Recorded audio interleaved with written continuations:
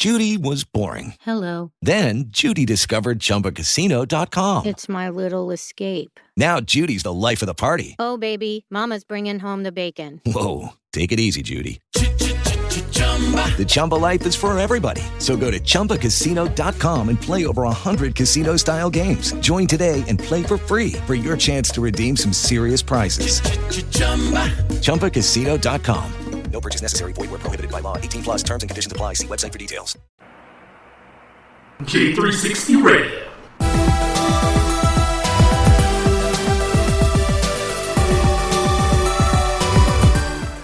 Hello, J360 Legion, and welcome to a J360 MiniByte, hosted by J.M. Brady. And I'm your host, J.M. Brady. So let's get into it. How's it going, y'all? It's time for another week. J-Man's here to help you get started. After all, I should say, have no fear, Jay is here. I used to say that when I was a lot younger. I don't know why I don't say it nowadays. But I think that usually happens before all the mayhem gets started. And speaking of mayhem, well, I don't know. How do you all feel about it? Because it seems like old Bunker Boy done got involved again. He signed an executive order on police reform. He's demanding police reform, after all, you know? Yeah, considering this is Trump and considering how his relations are with, culture and multinational culture at best is very, very screwed and obtuse, this ought to be good. Now, if anything, he'll say that it's all about police reform and, a call to heal the community. At the same time, it's really just about protecting the police.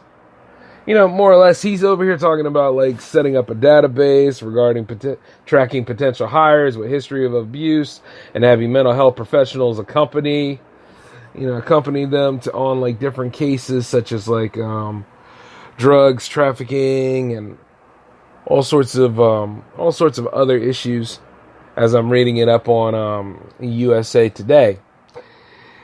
The problem is, he also said that he met with the victims of 9 victims of different families of police or racially motivated killings. But here's the thing. While he was at the Garden event, none of these people were in the audience. None of them. And then also it said that they would create federal incentives through the Justice Departments for local police departments that seek independent credentialing to certify that law enforcement is meeting higher standards for the use of force and de-escalation training.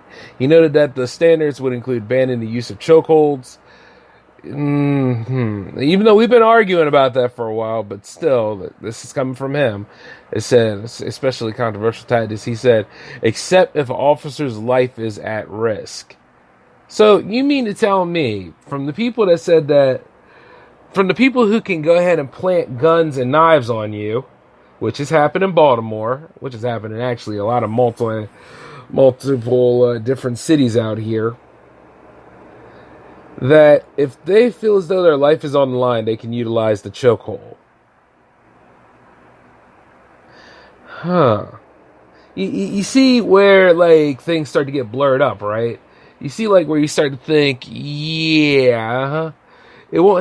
doesn't take them long to utilize that tactic, especially if they're trained to do it. You know what I'm saying?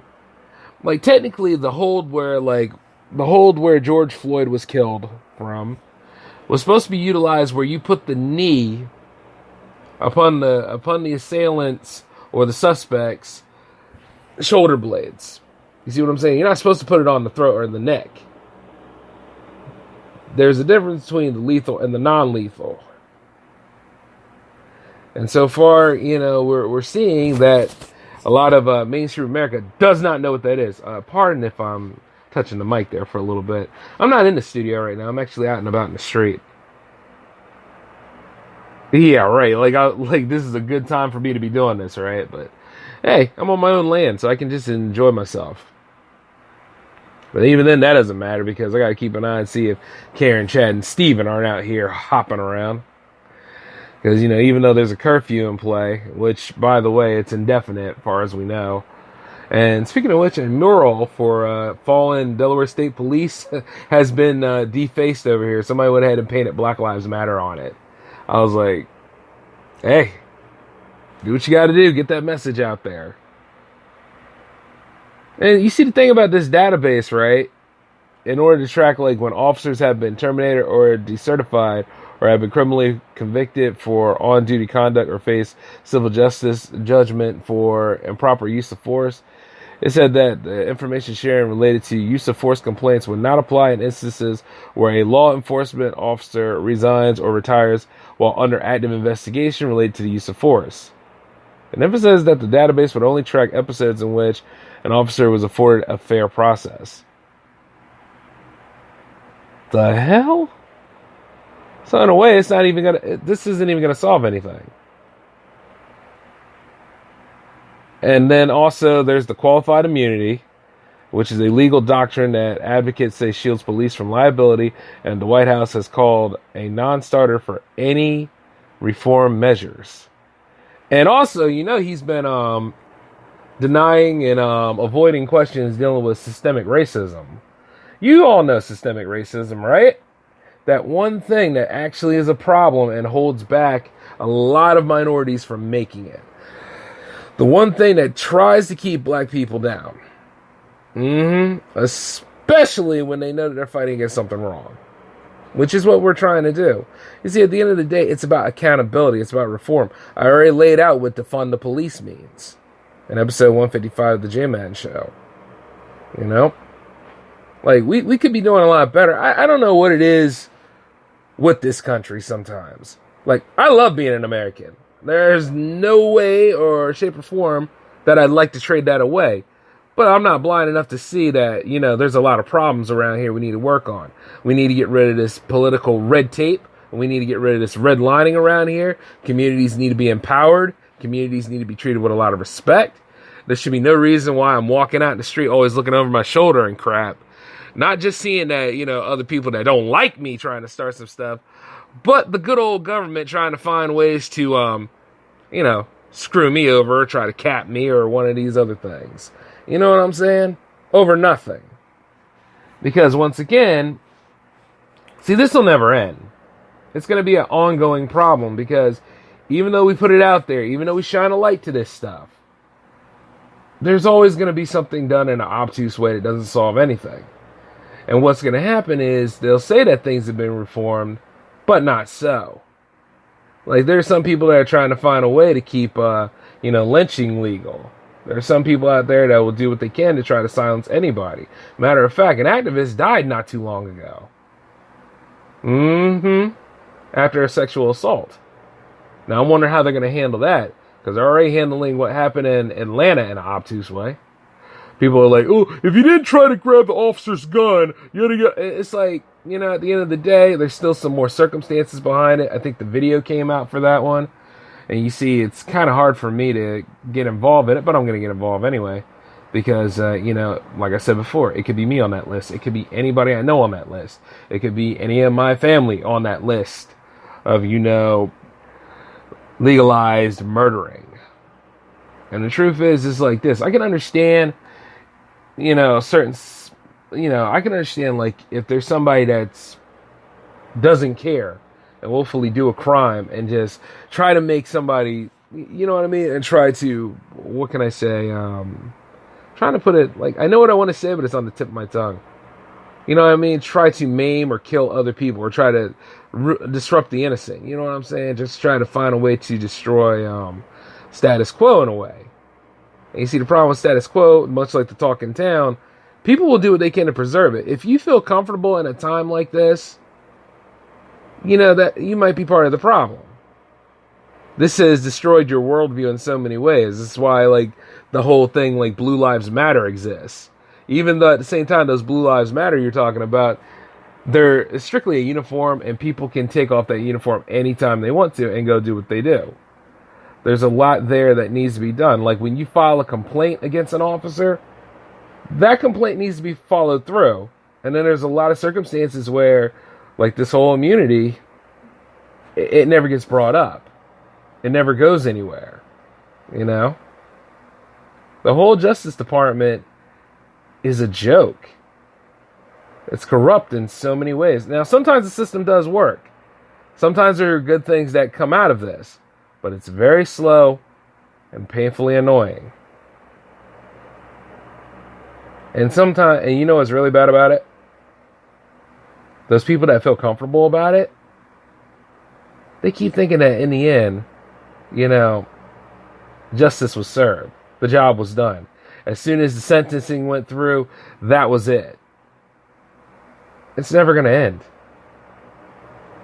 Unfortunately, it's one of those things that you got to keep an eye on, make a strong case about, try to fight this whole thing. Why do you think there's been a lot of protesting going on? And since things are starting to die down a little bit, I've noticed that quite a lot of supporters are saying, well, my job's done, I don't have to do it anymore. Doesn't work like that. Like, everybody knows about the whole romantic part of the struggle, you know what I mean? Like, when the people are fighting back, the National Guard's called in, and at the end of the day, like, there's still that whole tussle between the two, like the people versus its government. But when that stuff dies down, that's when the real fighting begins. Because it's all about what happens next.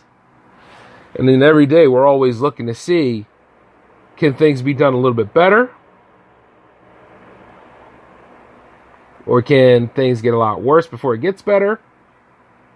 Or are we all just going to forget about this and talk about Corona again? Which, anyways, you should be talking about Corona regardless, because it's not done with us yet. If it ever will be. And there's just a lot of stupidity going on and a lot of unaccountability.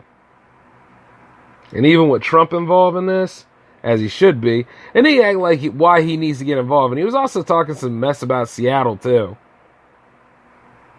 Because there's a lot going on in Seattle as well. But, you know what I mean? Worldwide, the nation needs to heal, but the nation can't heal because there's a problem, an obvious blight right there. And there are people that try to turn a blind eye to it. And then there are people out there that want to get involved just because it boosts their credibility. And then there comes a lot more of the people out there that really want to make change and really want to put a stop to a lot of this social injustice going on. And at the same time, some of those voices aren't being heard. You know what I mean? I mean the ones that really want to put a stop to it all. And it just makes you wonder, where do we go from here? And I say that a lot. And I'm always looking at this every time I'm working on something, or each time I'm going to the day job, or even when I'm doing my real job here at J360 Productions. I'm always thinking that, like, where do we go from here? And if you feel as though you got to speak, and whatever side it is that you're on, just note that you're always going to have opposition for it. And we all know where I stand. We all do. Because if you don't, well, I'll tell you. I stand with Black Lives Matter. I stand with equality for all. I stand with the idea that, and as I say equality, I don't mean the equality that people can manipulate and use for their own devices. I mean like equality where everybody has a shot and a chance. And I stand for those who actually are about something, that are actually going to work out with the best interests of all. You know what I'm saying? And the thing is that it's hard for that because there are people out there that think one way or another they're doing the right thing, even though the evidence and all the track records going around show otherwise. And even, while doing this show, I just look at this and I'm like, this is not beautiful at all. This is this is not the way I wanted 2020 to go, you know what I mean? But I've also said that 2020 is a wake-up call, which I think got shadow banned because I called out social media for its BS too. And I'm going to have to keep doing that as well. Because there's a lot going on right now regarding our communication devices. North Korea just recently did something.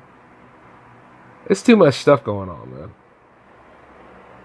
And I can't cover all that in a 15-minute show. So this is where we're going to wrap up for now. It's a sign of what's to come for the J-Man show, most likely. And that's coming tomorrow at 9 o'clock. So I'll see you all then, okay? This is the J-Man signing off. And in the end, figure out how to clean this mess up. Because so far, we got a ways to go. All right? This is J-Man signing off. Peace, y'all.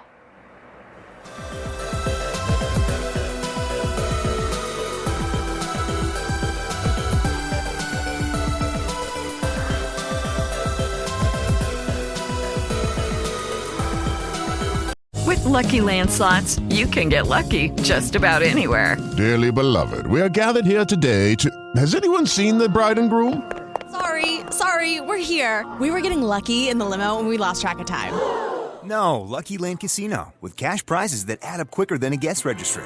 In that case, I pronounce you lucky. Play for free at LuckyLandSlots.com. Daily bonuses are waiting. No purchase necessary. Void where prohibited by law. 18+. Terms and conditions apply. See website for details.